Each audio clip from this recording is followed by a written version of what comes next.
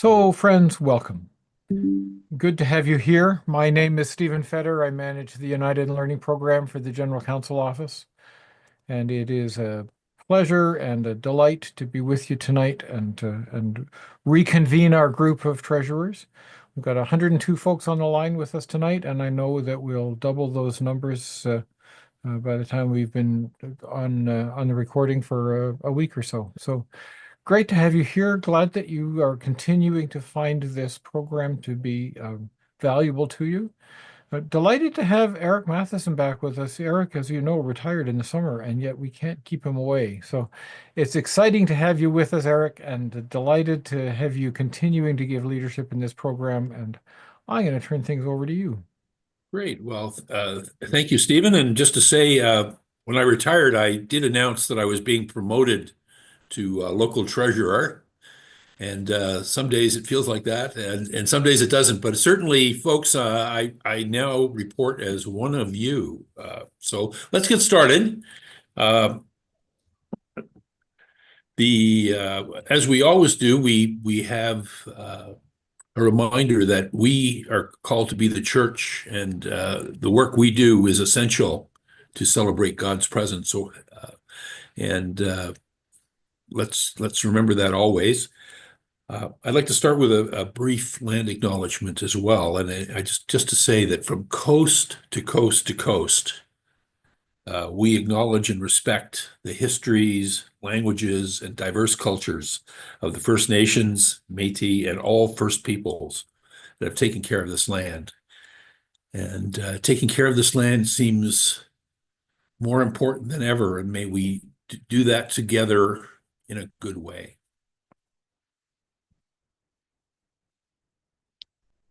So tonight we go back to being the treasurer hat or the finance committee hat.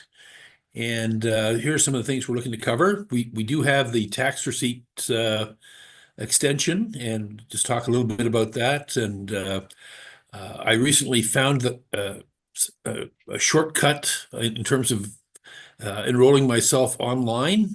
So I wanted to share that with you. And there's some people have, particularly out west, have expressed concern about one of the items that was in the pre-budget document from the government.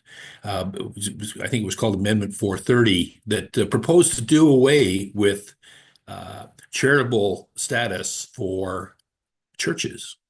So we'll talk very briefly about that. Again, we'll have the usual. We got some payroll reminders, and more and more resources are coming on stream. So we'll be telling you about that and fielding any questions you might have. I think Glenn will join us for a mission and service message, and Steve's got a few things going as well. And Clyde, of course, this is busy season for him as a bookkeeper with year ends and audits and reports, but he's here to give us the hands-on perspective as well. So first on the tax receipts, again, year end was processed as normal, and we had this extension of to February 28th, and this never did get approved in a budget or in Parliament or anything, but the CRA, this is the quote from CRA, you're not required to issue donation receipts, but you may wish to do so as a courtesy to donors. And this did exclude gifts in kind, so it was cash, check, e-transfer, those kinds of things. And if you were talking about checks in the mail, you need to this year have the same proof. Although, to be honest, folks, I just do not see you ever being asked for it. But nonetheless, you're supposed to have the same proof that it was received by February 28th. Now, I had a number of people who have actually said they wanted to refuse to do it. And others saying, well, let's just deal with it as it crops up.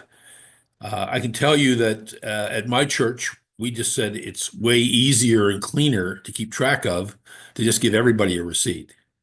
So I'm on par. I got a tax receipt the other day for my 2 months of par donations.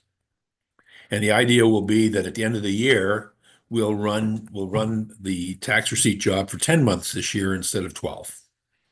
And certainly that's what Clyde and I think is easier. But feel free to share any information in the chat or ask any questions about that. Uh, but basically, you should be dealing with it or have dealt with it by now, because folks do still need to, do their taxes by April 30th.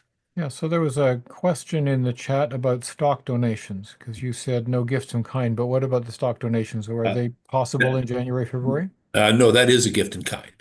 Yeah. In fact, that is the very best kind of gift in kind, is a stock gift, because you can turn it into cash right away.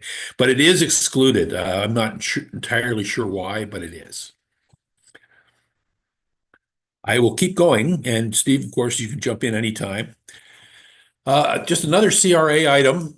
They have been making it easier and easier. Remember what a pain it was when all of us suddenly for Qs needed to try to get online and set up our My Business accounts and so on.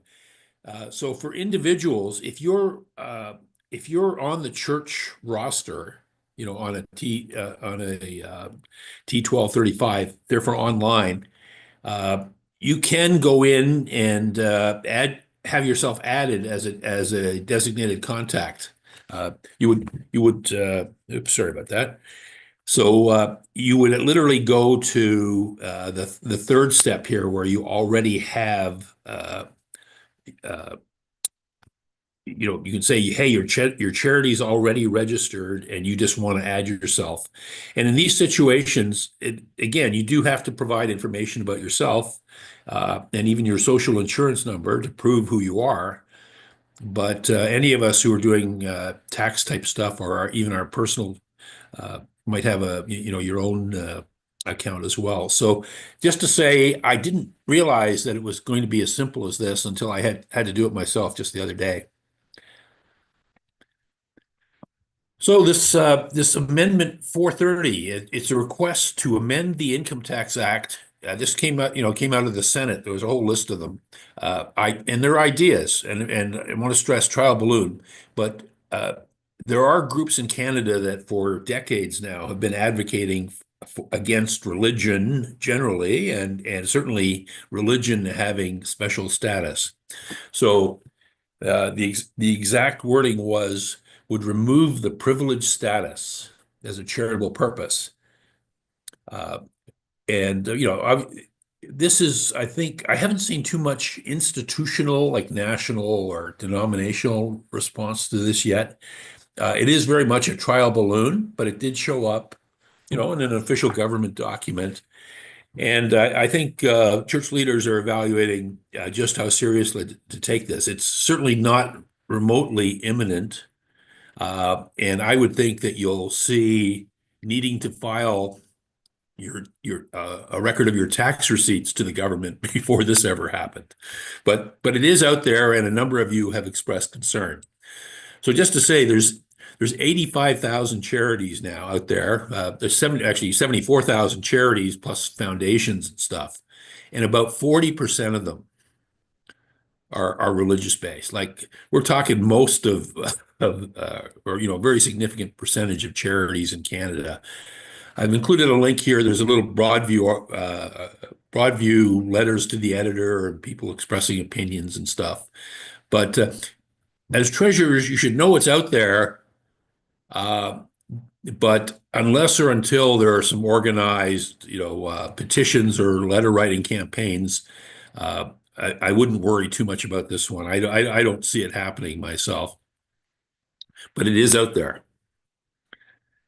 And as a reminder, the way we deliver charitable activity, it's either directly through staff and volunteers, or we might, contract with someone to do it. And then we also might do it by giving money away. But it still needs to be our own charitable activity, in the sense of the charitable purposes that you exist to worship God, to provide pastoral care to your community, those kinds of things. No, just on the tax front, I'm not, I mentioned this, this is a diversion. This isn't exemption. This has to do with property tax. And again, this started out west in BC in particular. There's some vocal groups that have been advocating for 20 or 30 years against churches having what a religious exemption.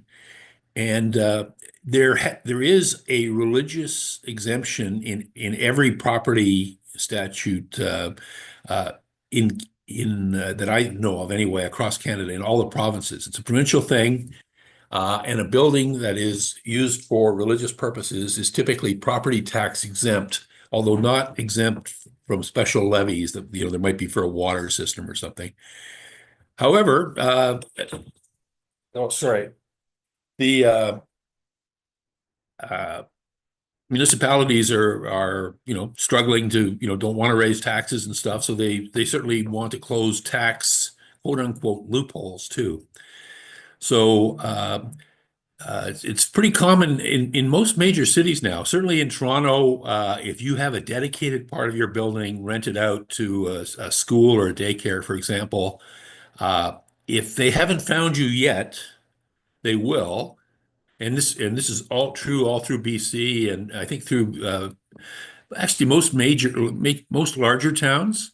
Smaller towns, you can still the church folks might still have enough lobby power to convince the municipalities not to do this. But there's a provincial tax assessment thing. If they find out that there's a change of use in a building, and this is true also for vacant buildings, it becomes eligible for property tax. As treasurers, the one piece of advice I've been providing for over a decade is if you think there's a risk of it in your setting, it's a good idea to try to write it into any lease agreements so that if there is a tax levied, it's something that you might be able to pass on as an add-on to the rent.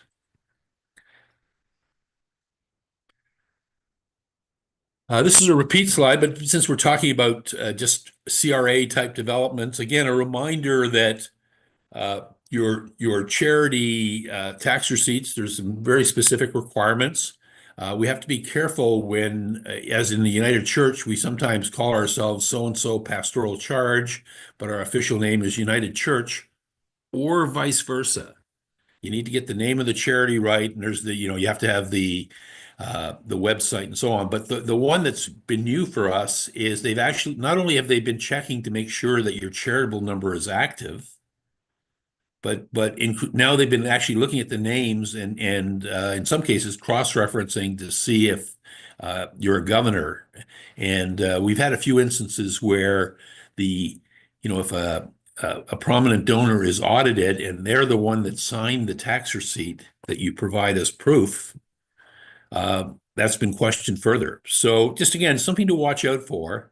As things become more and more automated and computerized and so on, it's easier to check for these kinds of things. So I've got a little stop spot there for any questions that have arisen, Steve. If there aren't any, I'll keep going. Yeah, no, I don't have any other questions at this point, Eric. It's pretty quiet. A little bit of conversation in the chat about how people handle the January, February tax receipts, but nothing that Good. is a question for you at this point. That's as it should be, and it's not like I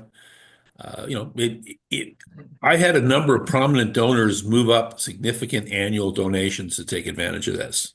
Um, and some churches, maybe it's a non-event, or if it really makes no difference to me, if I got my two par donations, I can claim those early this year. But if the church had decided not to do anything, I could have lived with that too.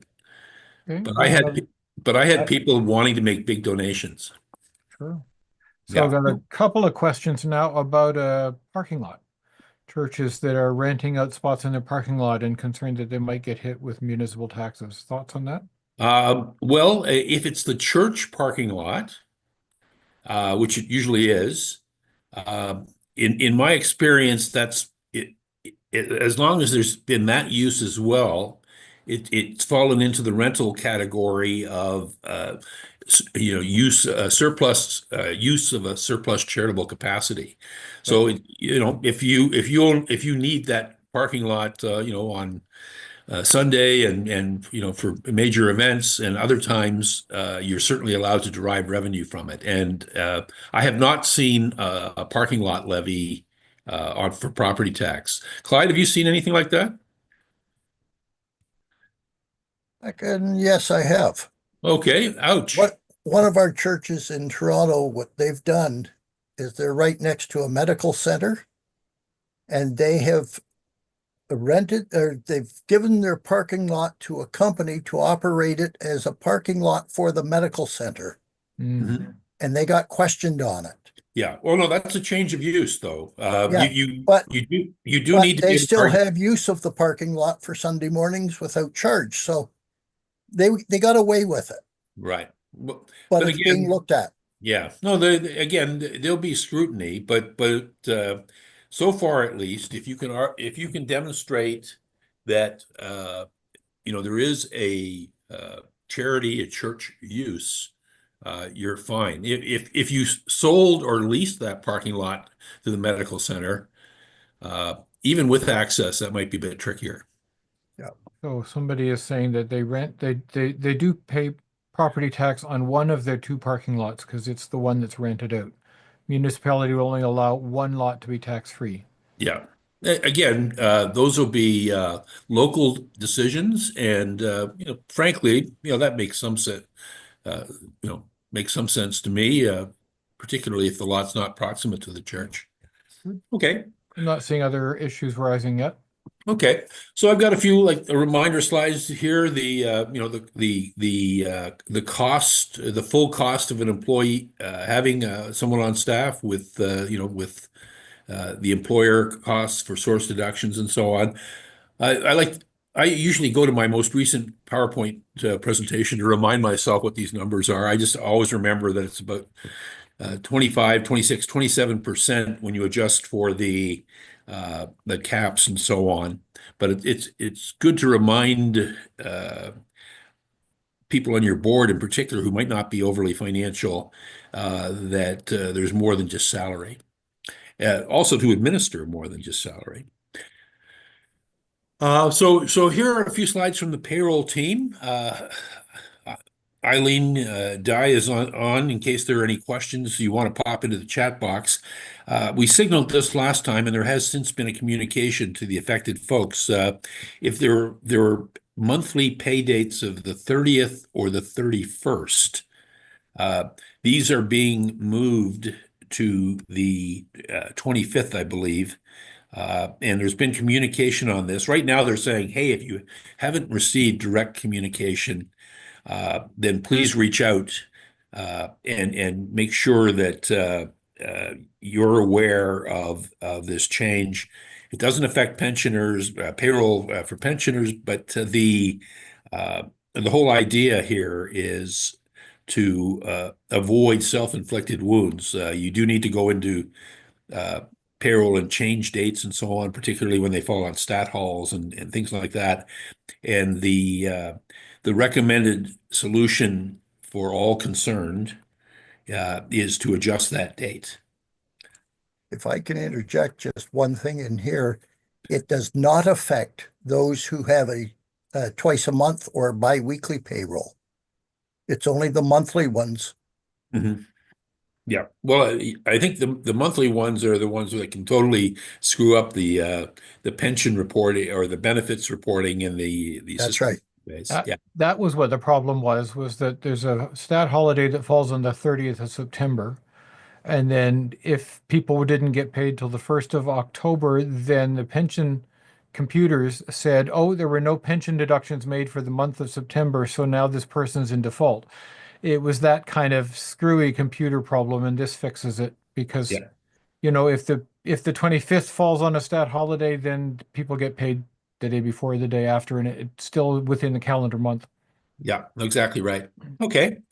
And here's some more reminders. This is also the time of year where you might get a report that from the a CRA questioning your payroll filings.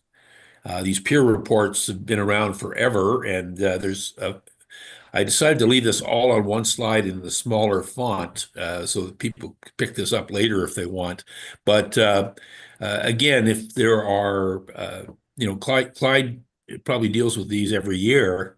Uh, there's various reasons that a report could come out, and I guess the you need to find out why it was, why you ended up with one, whether you do in fact owe the CRA money, or at least need to explain to them why the variance exists. Clyde, can you make that sound better than I just said?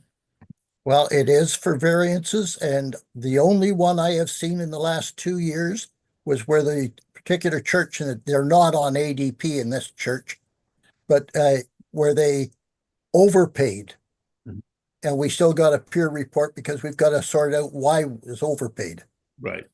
Well, that's a better problem to have, actually. A little harder to explain to the government. Okay.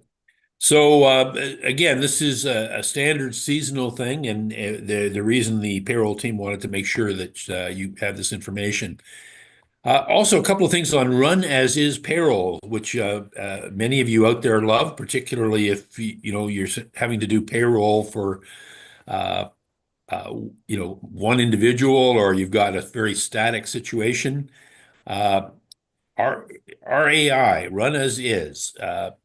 And these are ones that will happen automatically, except when you have to remember to intervene.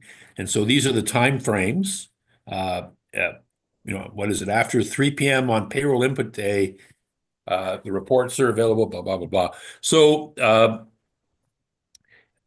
one of the things that just popped up recently, they literally added to the slide yesterday, was the fact that if you're setting up a new hire, the dental code business is important. The dental code, if not inputting that, can mess up a run as is payroll. So that's something to be aware of. And I think it's almost good to have a setup checklist.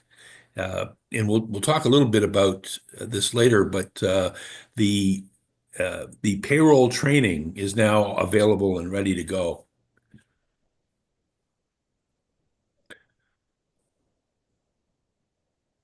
So again, I just spoke to this. The whole idea is to understand, if you're new to being the payroll administrator for your charge, again, just understand what ADP does, understand what you have to do, uh, make know your payroll number, know the contact information, and I'm going to say this. We made a big push a couple of years ago to for every pastoral charge to authorize uh, Eileen and team to be able to intervene on their behalf and to be able to look at their payroll records. And so, I would encourage you to even double, if you don't think you have done that, I would encourage you to double check, because uh, to be honest, I would never go to the ADP number. Eileen and team have been remarkable in solving the problems that have been escalated to me. Clyde, anything on this? You would have been involved in some of this, I would think, or you're too expert. Well, I haven't gone through the payroll onboarding issue that they're talking about here, the new part of it. But I will be doing that very soon because there's one of my churches that's taking on the payroll themselves. Mhm. And so we're gonna test it out in real life. Okay, well, again, as a seasoned user, let us know what you think. Yeah. Sure. So, Great. question here in the chat before you go on. Somebody's got a new hire where the benefits don't kick in for 3 months. So do you start with one dental code and then switch it? How do you handle that? I would say yes, you start with one, and when you kick in the benefits, which you have to go in and make the change so that the benefits become effective, that's when you would change your code. Good. Thank you. Great. Thank you, Clyde. And again, there's videos and additional resources. Uh, uh, so I'm told. I leave this one in because if there's anyone new out there, you've heard long and hard and often the issue around. There are still folks that uh,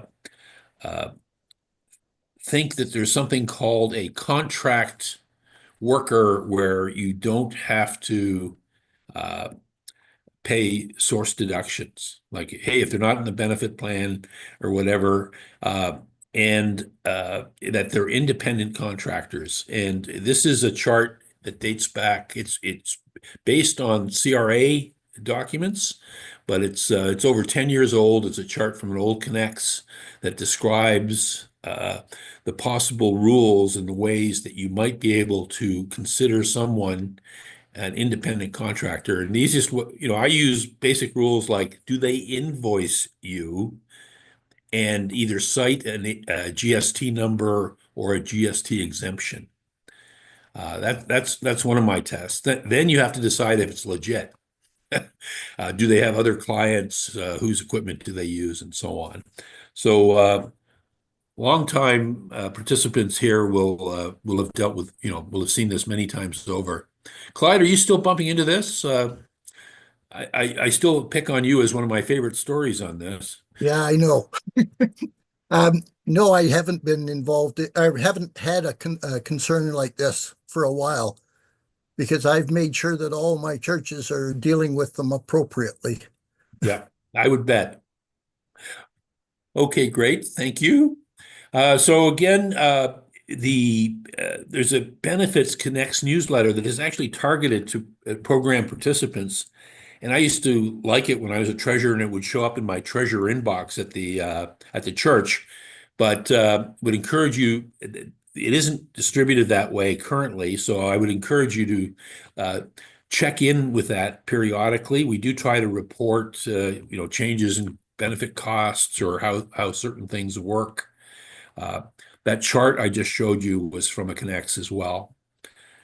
And then Angelica and her team, this is a standard slide from every single presentation I've done for the last 4 or 5 years. Okay, just switching gears a little bit, and that'll be the theme for the rest of the night, actually, is just resources that are either available or on stream. So on ChurchX, these are specialty webinars that we have the slide deck available for. I don't think we've done a recording on every one of these. In fact, I know we did for the T3010, but for the closures and amalgamations and so on, I think we just have the slide deck, but intended to be fairly evergreen resources. These won't be changed and go into a fair bit of detail. Eric, let me just take over sharing for a second here, and I'll show Sure. people where those are found, because people will wonder. Okay. So here's the ChurchX page that you're used to coming to, and if you scroll down, you'll find the link that you used to get onto our meeting. If you can either use this table of contents at the side. If you've got it closed, you can open it with that funny little icon. Scroll down to the bottom to the library of timeless content. And then you can see we've got the T3010 review. We've got the one for new treasurers, one about being a trustee, managing your church's charitable status. A couple of ones here that are just PowerPoint slides completing the T3010 review return and claiming the GST charitable rebate. And I'll put the one on insurance down here too. Great. I think that's where you'll find them, is in the library of timeless content. And so I recommend those to you. Great. Thanks, Steve. Eric, you go ahead and take back the sharing now if you like. Okay.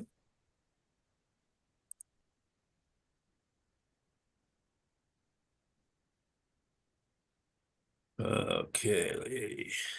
There we go. I trust that worked. Yep. Looks good. Okay. Let me just get back on the screen. And again, if there's anyone new, the CRA Charities Directorate is your friend. I mean, they literally, are trying to simplify and to help, and they report back. They're even reporting service standards and stuff these days. So uh, I actually recommend looking stuff up online and potentially checking with United Church resources before calling, because when you call, again, they're trying to be helpful, but they have to be careful because they may or may not have all the facts. So they tend to give you generic answers. And I used to joke that if you called 5 times, you could get three different answers. It was 6 answers out of 5 calls. Okay, okay. See, so now here's one I want to share of a local problem where I made a brutally bad error in judgment. We were having a very prominent memorial service at our church, and there wanted to be a special memorial fund for this individual. A very tragic situation, but literally hundreds of donors, and none of them, or relatively few, affiliated with the church. And it was something we wanted to do for all kinds of pastoral reasons. But if you had to imagine needing to set up hundreds of new donors in a tight time frame, let alone this time of year, uh, and I committed our church and our administrator to having to do that. Mm. The easy way to do that, and the way I've just been kicking myself ever since, is to just set it up hopefully you're already on Canada Helps registered. That reduces your cost.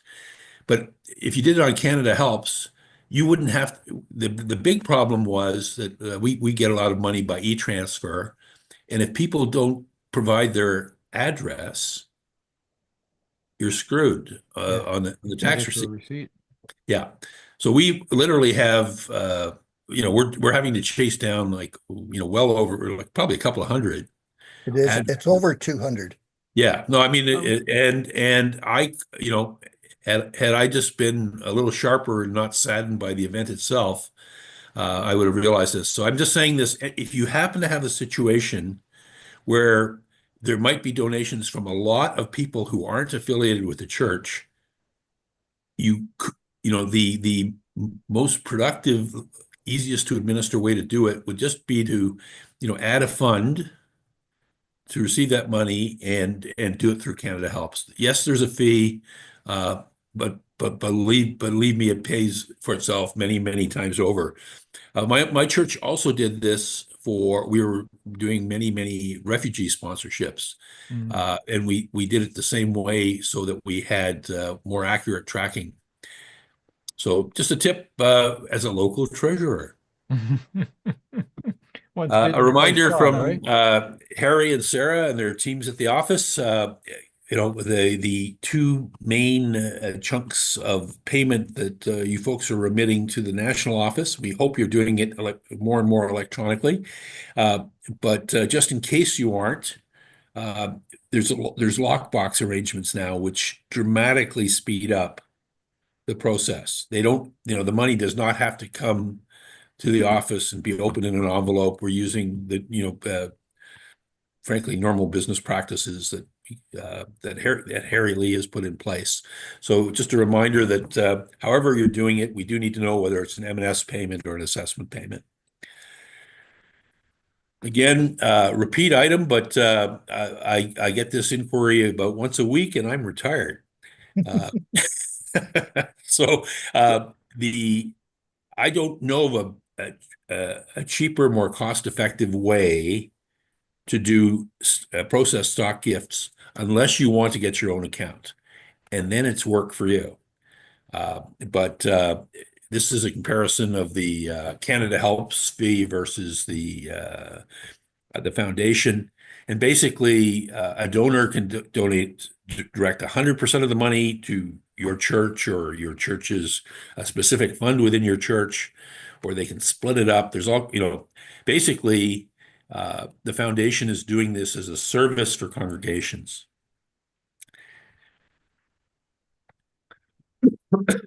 Uh, Susan Jackson may or may not be on the call, but I'm still afraid of her.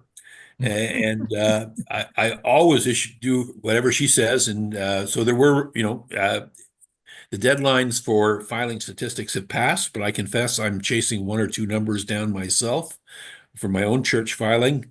And we are going to move fully electronic with the data collection coming up. So, she's been alerting people to that for some time now. And I hope you heard the affection in my voice when I talked about my fear of Susan. Well, and she is here, so be careful what Uh-oh, you say. uh-oh. Now she knows. She's always known. Letters of good standing. Again, bump into that a fair bit. I had an email tonight from a church wanting to look at a possible bingo license, and they're asking how we feel about that.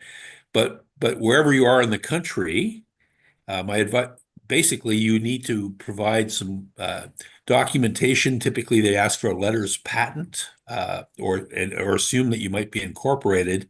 And because you're not, you would typically need to provide what's called a letter of good standing. I would also, for that particular example, check with your regional council. There are certain parts of the country that are very open to, any kind of fundraising arrangements. There are still some pockets of the country where there are strong views opposed to this kind of thing as gambling. But increasingly, we've, I think, moved towards doing what you need to do to fund the rest of your mission. And if that works in your context, I know that I certainly signed those at the national office on request. I'm pretty sure Harry would too. Okay, any questions on that stuff? Yeah, just a couple of small ones here. So somebody's saying M&S payments require a follow-up email. How does that work? Did you send that? I did not say that, but I think if you're sending, it's a prudent thing to do if you're sending an electronic payment, and like you should at least specify, uh, if you're making an online payment, which it is. Mhm. I'm not sure why, if you put specified already whether it's M&S or assessment, I'm not sure why you'd need to specify further, but I may be out of the loop. Clyde, is this something you know a little more about, or? They asked for it because they were getting a lot of checks to the wrong designation, Hmm. even on the mail-ins. And it just gave the people handling them at the office a heads up to look for something different. Seems to me when I was editing the financial handbook, Eric, there was a form people were supposed to use and send in. Well, there's I certainly a think form. provides a paper trail for that kind of thing. Yeah, well, there's Yeah. certainly there is, there's a form for the old snail mail submissions, but as we Yeah, get Um, it's pretty easy. Like if someone sends it to the wrong lockbox with no instruction on it, it's just going to get processed. yeah. And there's no way any individual could possibly know whether, it was a M&S payment or an assessment piece. So if you're gonna if you're gonna send it in that way, be sure you give them all the documentation they might need, or you might not get credit for it. Is that what you're saying? Or you'll be out of balance on one of the accounts that you're probably tracking both of those to some degree. Sure. Yeah. Yep. Yeah. Somebody's asking about e-transfers without addresses. He says, we've emailed the folks to ask for their mail address, and if they don't respond, we just don't give them a tax receipt. Well, that's what I'm going to do too, but I hate to have done that to 200 people when I could have Yeah, solved it a different way. sure. Yeah. Does the United Church Foundation issue receipts for the stuff that flows through them, or are we responsible for doing that? No, no. Well, in the case of a stock gift, they're the charity that receives the stock gift. Hmm. One of their charitable purposes is to provide that service to other charities. So they do the tax receipt. Again, another great reason for you not to worry about it, and you just cash the check or the electronic payment that you get from them.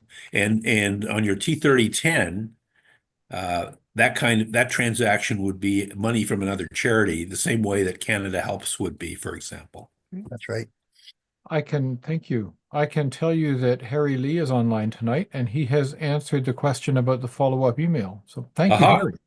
So what he says is a follow-up email is only required for direct deposits made at your branch to our national bank account. Oh, There you go. Well, that makes So- sense to me because I So mean, for okay. e-transfers, you can put the M&S number on in a comment, but if you're making a deposit at the branch, they need to have a paper trail to prove what it's for. yeah. Thank you, Harry. Thank you, Harry. That makes perfect sense to me. Uh, I don't wait in line at the branch, so I have no idea what to do. In I'm fact, not seeing any other questions we need to address right now, Eric. yeah, I have to confess, I'm annoyed if I get a check. Okay. So, folks, this is very much reminders of the resources here. So, we're fairly light tonight. You of course know about this one. Church Hub, you have to be there. That's how we do business now on a few things. And uh, it was funny. I had to have my hand held briefly to open a separate window because I have a church staff account and I'm a church external volunteer. So that muddies the waters a little bit, but they deal with it in a very effective way. So no issues there. Uh, Tech best practices. I know they're trying to. This is an area where I think we might devote some attention, particularly in the area of electronic payments, uh, looking at these tap systems or these digital things that lots of downtown urban churches have them. And I used to discourage people from that, but I understand TipTap, for example, has 11 churches across the country, and they now actually have tax receipting as well. So this is the kind of stuff that I'm thinking we'll spend a little time on the next webinar, Mhm. and make sure we're talking to the tech people. Uh, I think they've got a bit of a survey going on right now to better serve you, but tech is part of ministry now, so. I would encourage, you might not be the right person to participate in that process, but even just to watch what's going on over there or direct someone is a good idea. Similarly for the property network, there's some, I know I've seen already, I've gone there myself, some really handy resources around, best practices or even, forms and things. So another resource that we're trying to build out and have available online. And your usual contact, folks. No one should be writing this down. So, we have the business specific areas. We still have Rose. Traffic's way down. I suspect most of the people on this call have their CRA accounts and stuff, but we still have a help desk for that, for assessment statistics, those kinds of things. And then Clyde, Steve, Angelica, uh, our direct contacts, and I'm still live on email as well. So that's what we have for tonight, folks. Relatively light, and I'm just wondering if there are. Well, I'm sorry, shouldn't say that. That's what I have on my slides. It's actually my turn to hand it over to Steve and then possibly to Glenn as well. So I'm going to stop sharing. So thank you. Before you disappear though, Eric, I've got a few questions in the hopper here. Shoot. So Elizabeth is asking about recommendations of accounting software.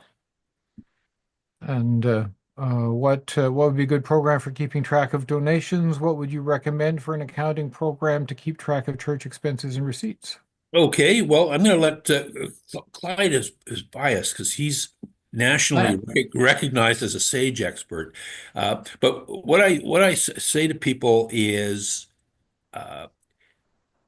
you have to find one that not only works for you, but your successor. So using QuickBooks or Sage they're not going to go away. So that's especially uh, I recommend those for that reason alone, that it might be easier if you're dealing with an actual church software. My church still uses Power Church for sort of database, but we're in the throes of updating to uh, uh, to what they call Breeze and Tithely.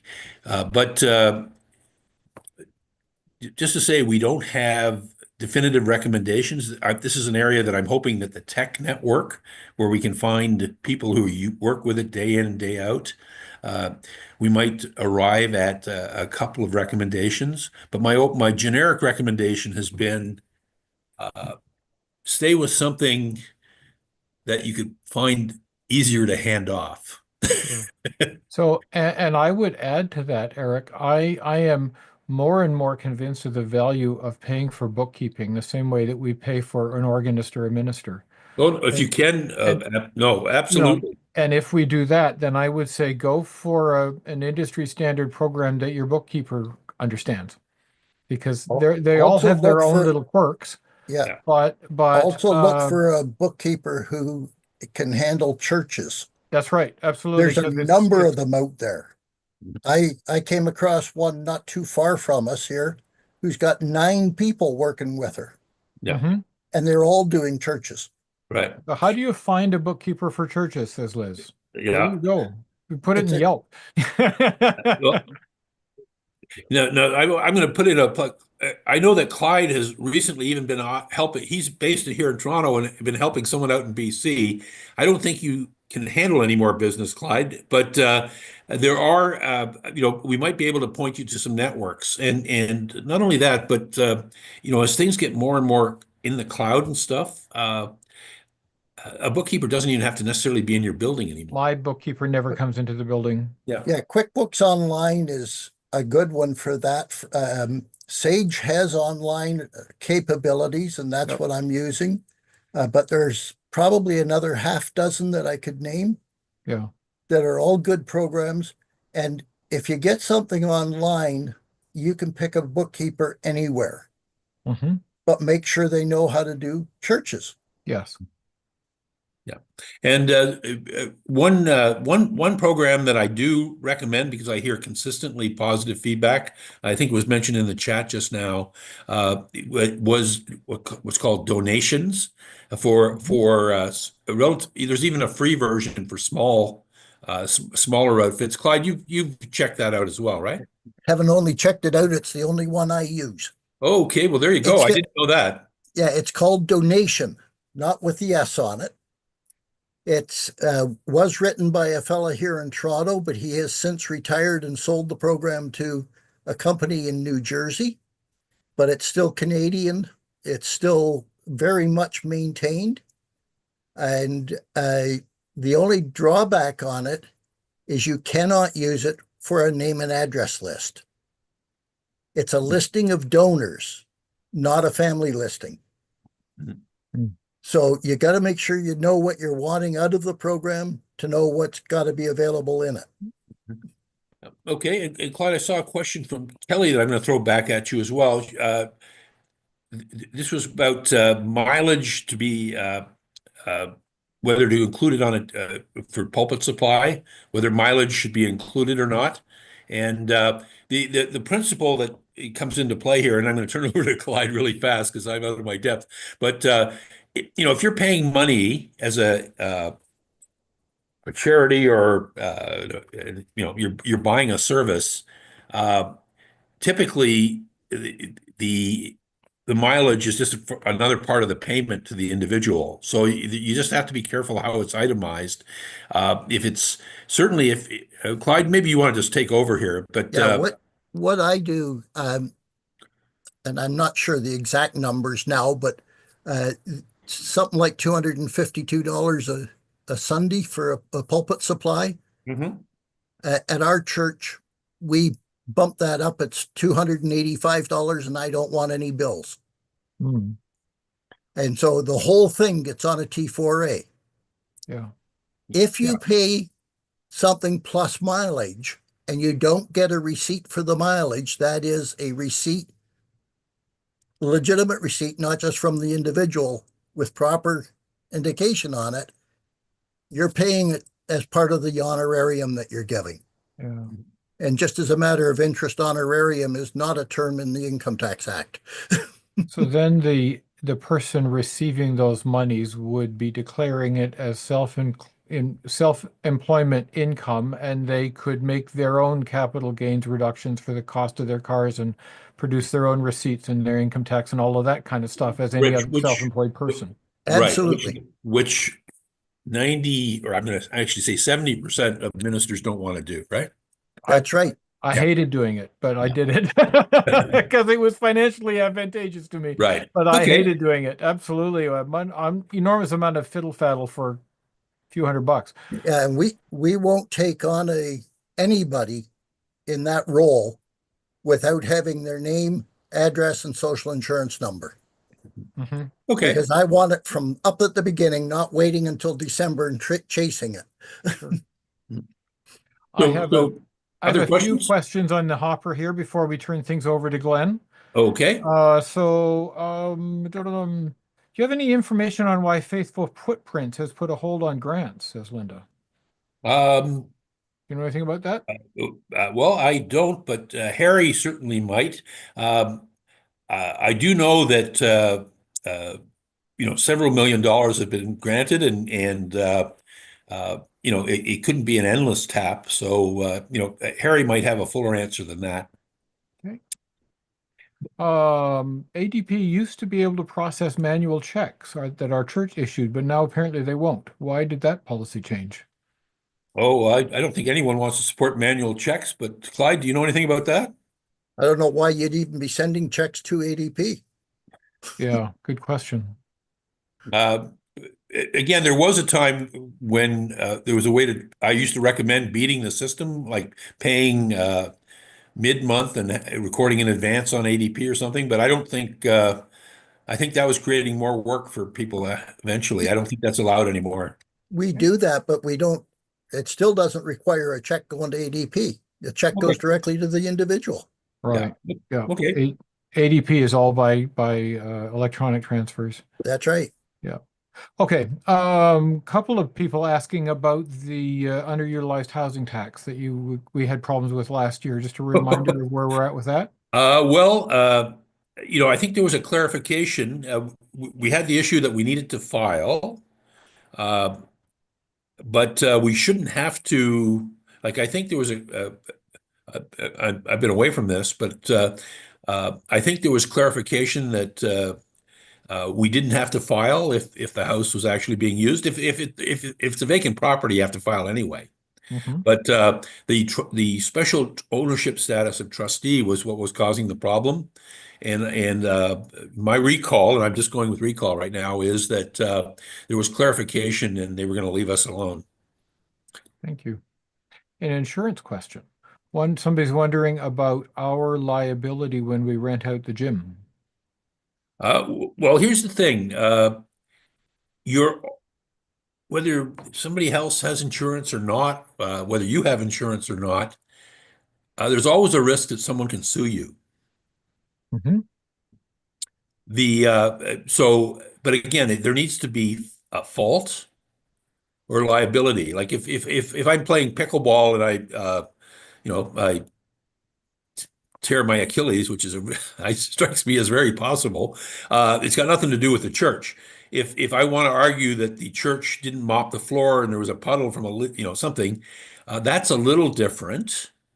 But then the reason for having insurance is the insurance company takes over the claim. It isn't that anything's covered. And in the case of sports, uh, the whole idea is that if there are activities where the participants could potentially sue you, uh, the insurance companies want to have more coverage and more premium for that. Okay. So I'm not sure if I quite answered the question, but it isn't that something's covered. There needs to be a trigger event and a fault. Uh, it isn't So, enough to just have an injury. so it's probably a wise idea for us to require the people who rent our gym to get liability insurance? Because it will protect us in case somebody slips and falls. It also transfers the liability, the first call to that group. So it'd be the same thing if they burned your church down. Right. The rest of us don't want to pay for that, through increased premiums. You want that group to have Yeah. their insurance respond first. So, and just to be clear to the person in the chat, I just lost it, but we're not waiving liability, but we are transferring the first call. You still get sued, but the insurance Yeah. companies sort it out. Yeah, they do. Yeah. Okay. And So, and just to say, I saw a comment.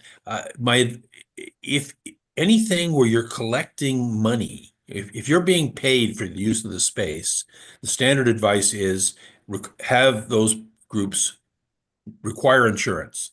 You can make exceptions to that. You're taking on some risk, and in particular for these, like, if there's a sports league, this was in the forum, the ChurchX forum. If you have like actual leagues that pay money, you have to pay to play and stuff, that are renting from you, they will typically have their own insurance. absolutely. If you've got a group of your own folks that like to play badminton once a week or something, for them, my advice is at a minimum get waivers. Mhm. Have them sign a waiver that says, I understand I'm engaged in a physical activity and that's not the church's problem. So where would you find a boilerplate waiver? Maria Pimpinella on Harry's team used to have stuff like that, and I think there's some examples. A waiver isn't a complete out. They can be fought in court and stuff, Mhm. but it's a starting point. It also is a signal to everybody that there's an issue to think about, Absolutely. which I think helps right there.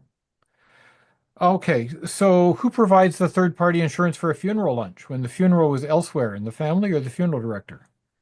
Well, I would think that if you're not billed for it and itemized and stuff, that's going to, the funeral home is going to have some degree of liability insurance.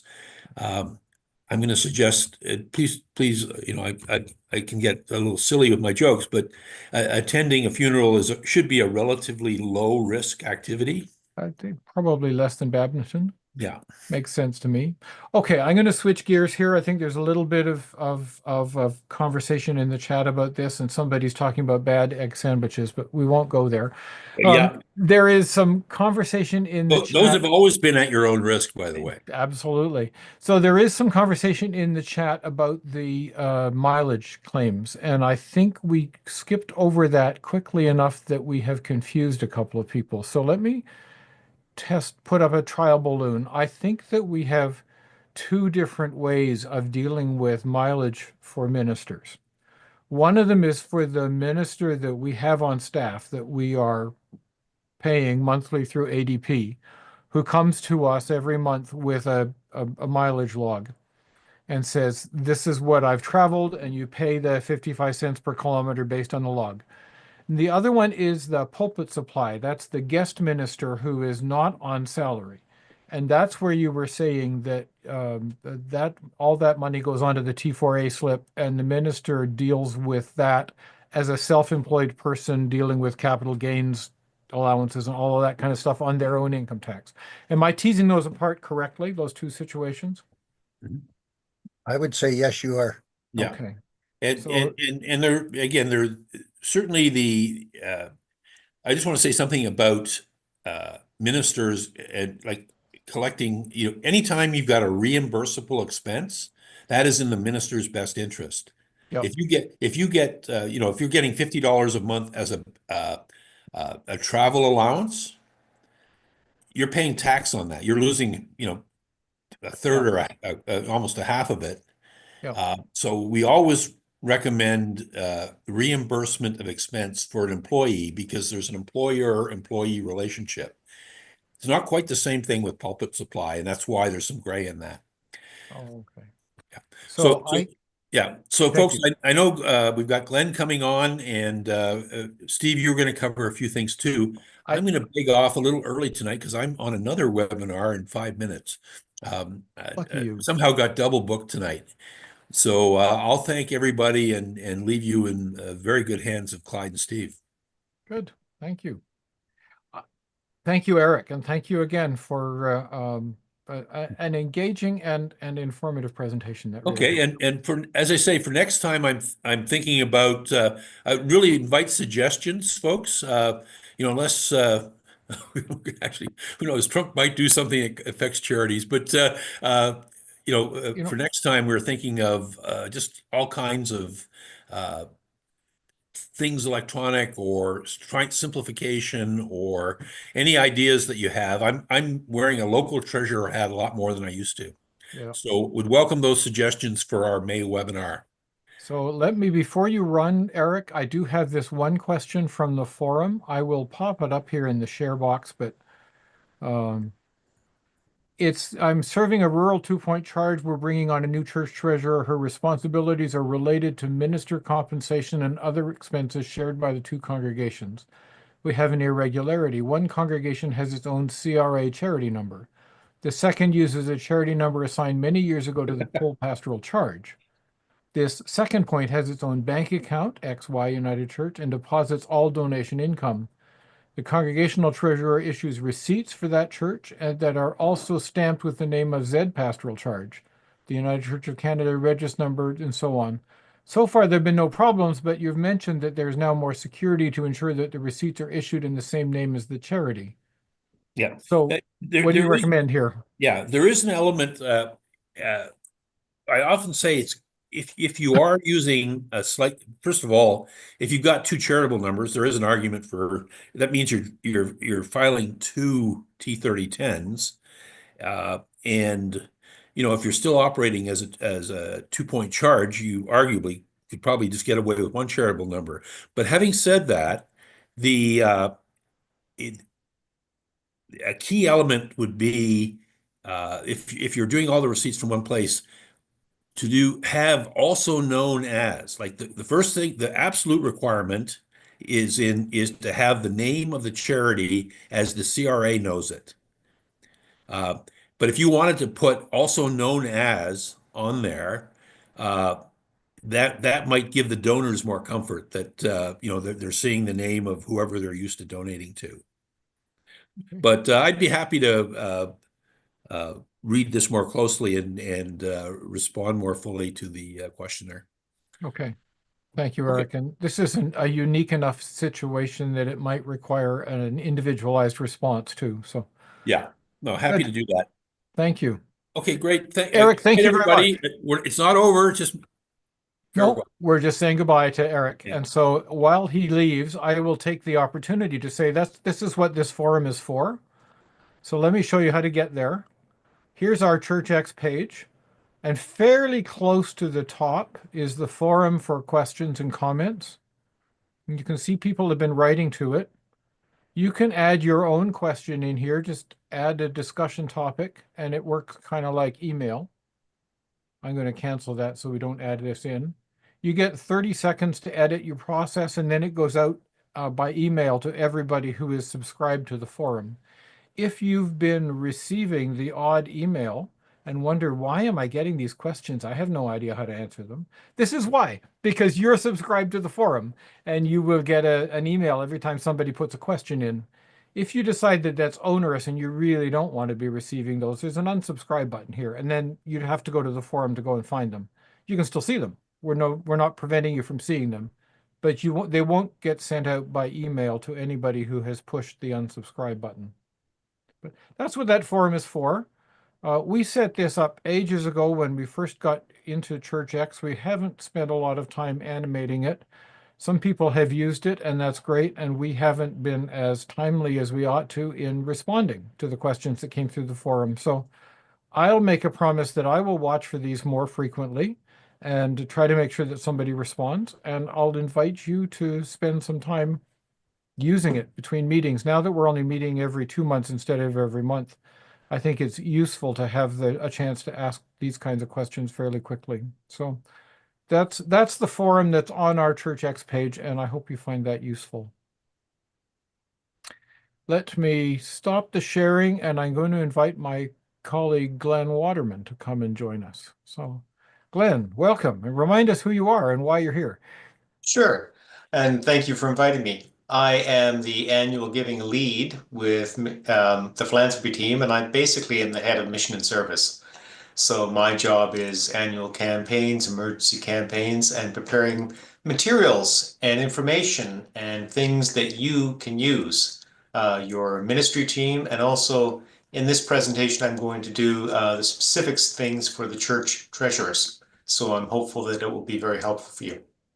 So let me share my screen and we will get started. Oh, host disabled participant screen Oh, I'm share. sorry, because I didn't make you a host. Hang on. Where are you? This is so none of our treasurers here can start writing on the screen, you see. You go ahead. Okay, let's try again. That would be the one I'm wanting, and share. Can you all see that? Looks good, Glenn. Go ahead. Excellent. I'm working off two screens right now, so just give me a second to organize myself. Okay. What I wanted to do is take about 15 minutes, and I'll try to keep it just to that because I know you've all had a long meeting already and it's late at night. I wanted to take a few moments and do a bit quick review. Some of you have already seen my previous presentation in January. I'm not going to completely review that, but I'm going to review a couple of points. I do want to remind you about resources. There's a lot of resources, and some of them are specific to church treasurers. I want to remind you where they are. Update you on the Easter campaign, which is ongoing right now, and update you on May being par month, and finally update you on a few things about remittances and the legacy campaign. So a lot to pack into 15 minutes, but I'm going to try my best. So bear with me. So mission and service. I wanted to start off with a bit of big picture for mission and service. I presented this last time. I'll present it every single presentation I do. Mission and service funds the ministry and mission of the United Church, not administration. So it might fund some administration if you're doing a refugee program, for example, but the general finance department, IT, property maintenance, HR, mission and service doesn't fund that. It funds the ministry and mission. And in Canada, for example, each of the 16 regions which you're a part of received 180,000 in 2025. And as of the beginning of March, there was 114 programs approved across Canada being funded by Mission Service. And just as FYI, in 2023, 75% of all Mission Service funds stayed in Canada. And I don't see that changing in 2024 when we get the numbers in. And frankly, I don't see it changing for 2025. So Mission and Service is funding a lot of things in your areas. And of course, we fund global work as well. We could take every dollar raised from Mission and Service and fund all the global work with that money, and we still wouldn't make the difference we want to make, but we're doing what we can. So there are 68 organizations in 23 countries providing a wide range of service. And that's one of the things Mission and Service does. So we have some resources that we've developed. And some of these are for your ministry team, and some of them are for you. And I'll go into more detail on the ones for you a little later on in this. But we have so much, stories in so many formats, bulletin covers, offering envelopes, brochures, PAR campaigns. May is PAR month, more on that later. PowerPoints for seasonal campaigns, sermons, thank you certificates, accountability reports. We have a lot of resources, and most people don't know where they are. And it does very little good for me to say, oh, go on the website. As a conversation with Stephen, I found out he couldn't find these resources on the website, and that's on me. I have to make it easier for you to find it. So where are they? Well, after saying that, there is the website. Under Community and Faith, click on Mission and Service, and you'll find stories, impact reports, all kinds of things. If you go a little deeper under Mission and Service and Worship, you're going to find seasonal information like the Easter campaign, videos, PowerPoints of the stories, and more on those later. You can get materials from the UCRD store. You can order bulletin covers and offering envelopes. This is particularly interesting for you folks because if you want to do a mission and service fundraising service, these are free. We send them out for free. Use as many as you want. We really want to get them out there. And the simplest way for you to do anything or get materials from us, contact ms@unitedchurch.ca and Kathleen Murphy will send you anything you want. We have brochures, bookmarks. We have free thank you cards you can use in your congregations. We'll send them out to you and you can use them. I want to take a bit of a step back because there's one resource that we just got up on the system about 4 weeks ago, and we're really pleased with this. I was having conversations with various ministers, and again, Stephen, much like you, one minister said, I can't find the stories and I can't be bothered to read God's Mission Our Gifts or Essentials, and why don't you have something really simple for us to use? Can't you just give us a couple of PowerPoint slides? So I thought, makes sense. So now we have each story with 2 PowerPoint slides, and this is what you get if you download them. You get the first slide, which gives you a picture, a title, and who we're working with. You get a second slide that gives you the information, a bit more information that your congregational members can look at, while the person who's presenting can read the entire story. It's all there on 2 slides. They're up on Mission, Service, and Worship. Just download and put them in if you're doing something, if you have someone who wants to share the stories. That's received some pretty good attention from the ministers and worship teams that I've talked to. So if they're ever saying they can't find the stories, tell them about it, please. Easter, it's coming on April 20th. No surprise, but your worship team, again, has information. We sent that out in early March. Impact reports, PowerPoints, prayers, they're all available on Mission and Service and Worship. And you may already have received your Easter appeal. I got mine today, the letter, impact report, and prayer. And just in case you're wondering if you didn't get it, what that looks like, this is what you'd see in the mailbox. We're trying to get people to actually pay attention to it, so it's a little more colorful. And there's the letter. And then, of course, your impact report with a prayer, stories, and what the impact is going to do. Easter is really focused on the history of mission and service. It's been 100 years, folks. Mission and service under various names has been going for 100 years, and it has literally raised millions and millions and millions of dollars to help those in need. So we're trying to tell that story and show what we can do in the future. Up until now, I've pretty much been focusing on things that I think your ministerial and worship team would use. Now it's your turn. May is PAR month. And let me just say something. Wouldn't it be great to get more even yearly cash flow and not be so reliant on year-end gifts? Well, this is your opportunity. You can increase PAR giving. You can ask for signups and increases. You can get everything you need on the PAR page. Just go to unitedchurch.ca, search for PAR, scroll to the bottom, and this is all for you. You can have announcements. There's a 4-week campaign plan. There's sermons in there. Honestly, we did this last year in May, and the congregations that used this had an increase in PAR givings of around 6.5%. Wouldn't you like to have more money coming into your church?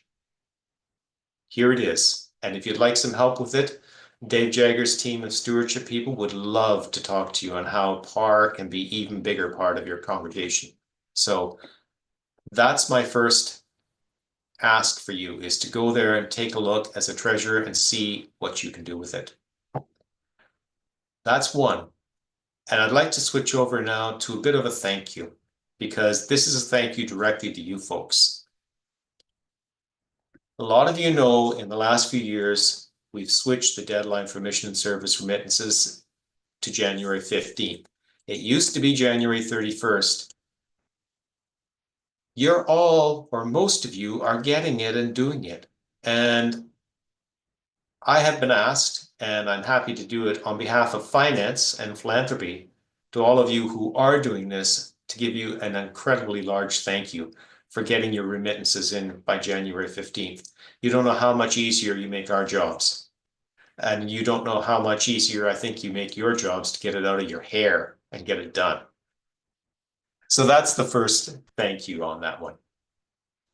And now we're coming to the end. I think I'm not even going to take the full 15 minutes because I wanted to keep this quick. I wanted to talk to you about the Centennial Legacy Campaign. I'm not going to ask for a show of hands because I can't see you all, but I'm hoping some of you have heard about this.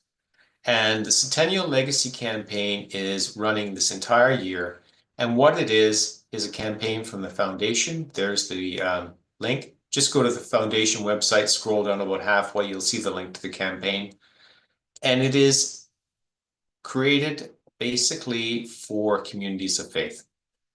When we were looking at ways to celebrate this centennial, and they said to the philanthropy team, can you raise some money? We said, we can, but what's in it for the congregations? Believe it or not, that was our first question. Why would they want to get on board with this? Well, this campaign was created for you. It's an opportunity to go out to your members to help them consider a gift to your congregation in the larger church. We have a lot of support available. We have resources, we have videos, we have staff that would love to talk to you about this. Karen Sunerin, who's in charge of the major gifts team, would love to talk to you about how that could work. We're setting up volunteer programs and support for those volunteers. And the idea is to increase the number of communities of faith who are going out to their members and saying, have you ever considered leaving a legacy to your church, to our congregation, and to the larger church? I'd really encourage you to take a look at this. I think it's this legacy campaign and the information on PAR are the two things that I really want to stress that are directly for you treasurers. They're hopefully going to make your life easier and hopefully going to help you increase the funds flowing into your congregation. And that's it. I think I've only taken 10 minutes. And as always, I'm happy to be open for questions, and I will stop sharing so I can actually see you. If I can actually find where there we go. Well, thank you, Glenn. It's always exciting to hear what the mission and service folk are doing, and I really appreciated how you so clearly targeted your remarks tonight to the treasurers and the ways that you're creating resources that everybody here online tonight can use and benefit from. Somebody in the chat is saying that the skits you've produced are hilarious and they've been using them every week. So thank you for that. I'll pass that on to the people who created them. Thank you. So somebody else says some feedback. We got a box of centennial giving envelopes, but it was addressed to the board chair and the minister. It would have made sense to include the treasurer and envelope stewards on that too, because they're the ones who ought to have been using them or receiving them. Sorry about that. Yep. Good thought. And thank you, James. That's very good thought. Other thoughts, questions? This is your chance to kind of connect with Glenn. I'm looking forward to using some of your PAR stuff in May. That sounds like a great idea. And I have found your PowerPoints to be tremendously helpful in my church. Good. Glad to hear it. Thank you. If there's no other questions, I will sign off and let you continue with your meeting without me. Well, and we're almost done, but thank you, Glenn. Really appreciate your help, and great to have you here. Okay. I wanted to take just just a couple of minutes with you before you go to give you a sneak preview of the treasurer's onboarding course that I'm working on. So let me switch back over here again, and just to let you know here, it's not available for prime time yet, but it's about 80% complete. So we are going to have a section on the role of the treasurer, getting set up online, introducing the financial handbook, administering payroll, tax receipting, completing the annual charity return, HST rebates, insurance, and then a few extra surprises. So you can see here, I've got some brief interviews with Eric and transcript of each one, a list of the duties of the treasurer, an accounting duties checklist, managing conflicts, that kind of thing.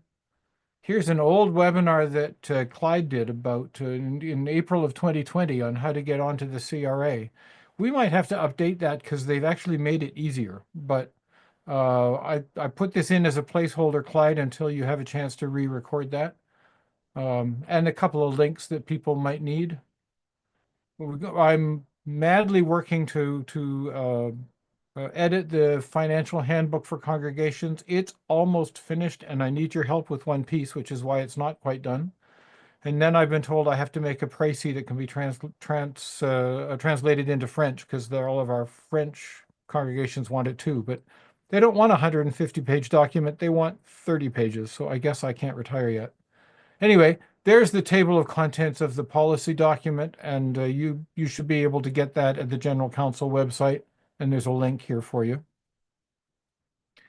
The payroll administration training program, this is just the front page graphic, but it's going to be an online course that's been separately created by a colleague of mine at the General Counsel office so that people can learn the basics of online training. And I just couldn't input it into here, so I've had to ask Jeremy for some help. It'll be up there in a couple of days. Tax receipting, we haven't written this portion yet, which is why we're not live, but we will get a sort of basic introduction on how to write a tax receipt and what goes in there. There's the annual charity return stuff that you're used to. Various different things. All of this, I hope, will be a useful way to say, welcome to the role of church treasurer, and a reference book for the rest of us. So this is what I've been working on in my spare moments. And now that the online Lenten study is finished and in the bag, and I just have to deliver it and not write it, this is the next one on my list. I'm hoping to have a first draft of this up and available to publicize even in a couple of weeks. So there we are. If you have suggestions, things that you think I've missed, things that a new treasurer would absolutely need to know, put them in the chat right now. And while you're thinking about that, I'm going to bring Clyde up one more time because the piece that we are, a change we're wanting to make to our policy is about single signature bank accounts.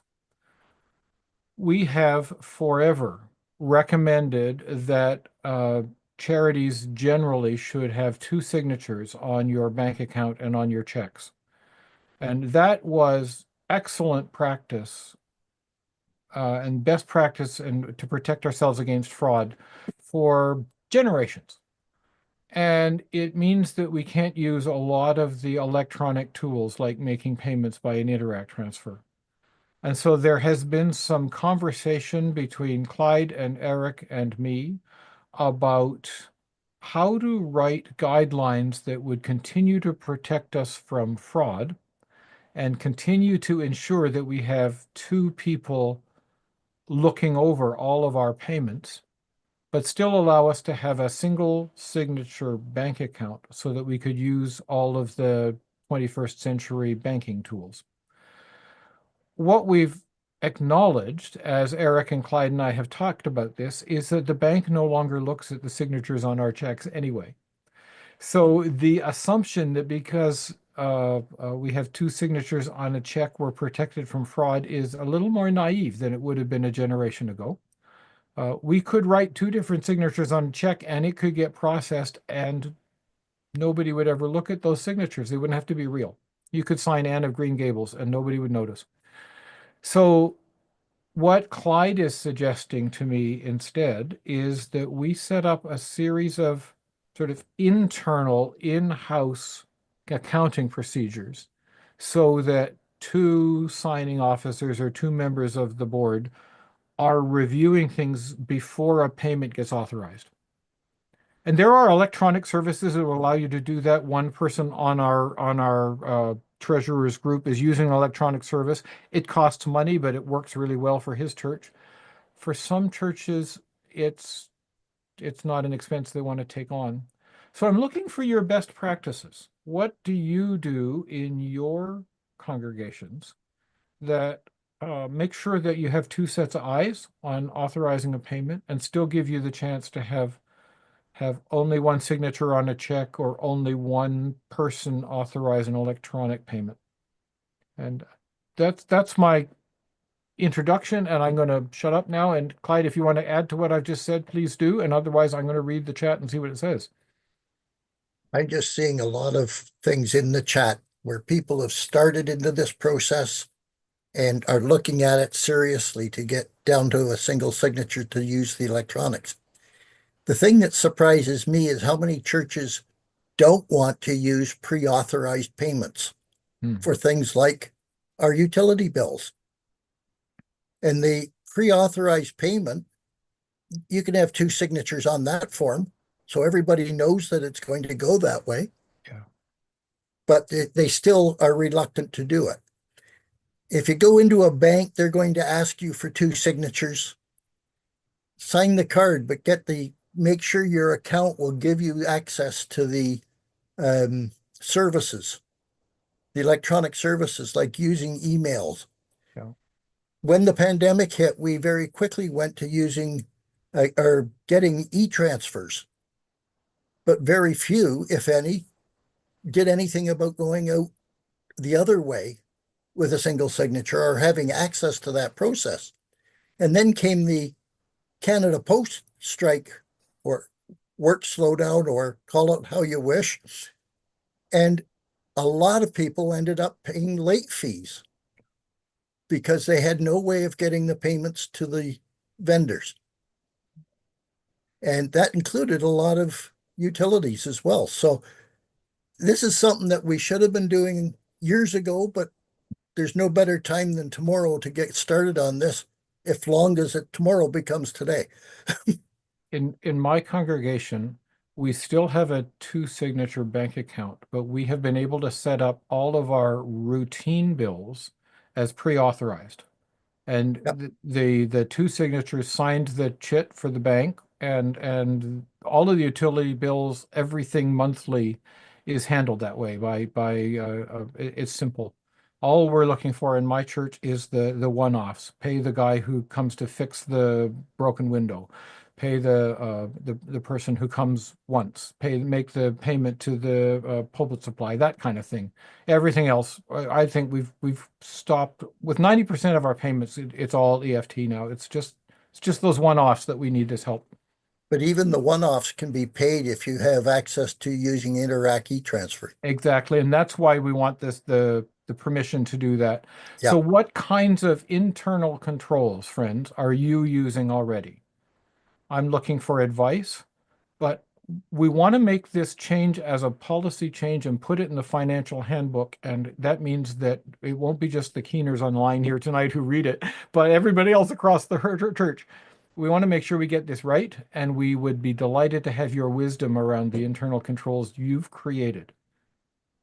I noticed somebody, James, has put in here, note that the UC hub policy specifically requires two signatures for checks over $1,000. That's what we're trying to change. So I'll have a look at that too and make sure that that is correct and not out of date, because that will have an impact on what we write in this handbook. Absolutely. So thank you for that.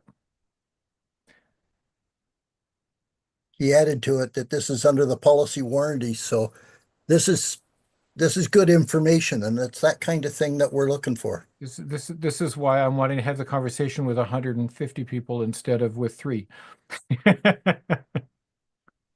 It's a significant change in policy. I mean, we have had the two signature requirement for longer than I've been alive, and so we're changing something dramatic, and I want to make sure we're doing it right.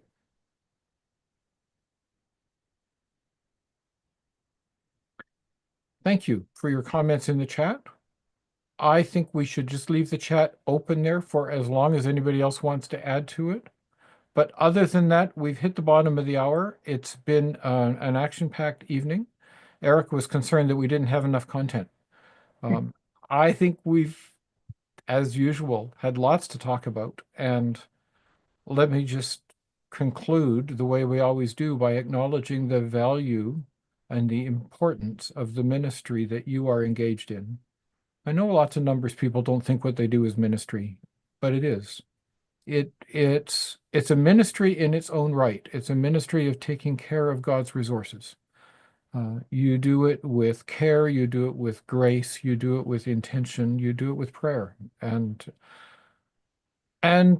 you know, you make mistakes and you're fallen like the rest of us, and we are together in this awesome task of ministry. So thank you for your work. Thank you for your ministry. Thank you for your commitment.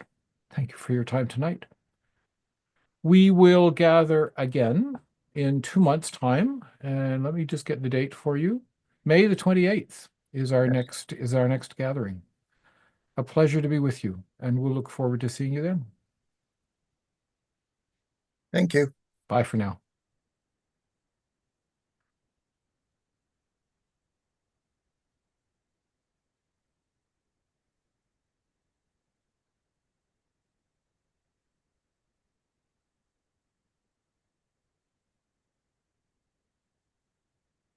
I'm just scrambling to find the right button to stop the recording.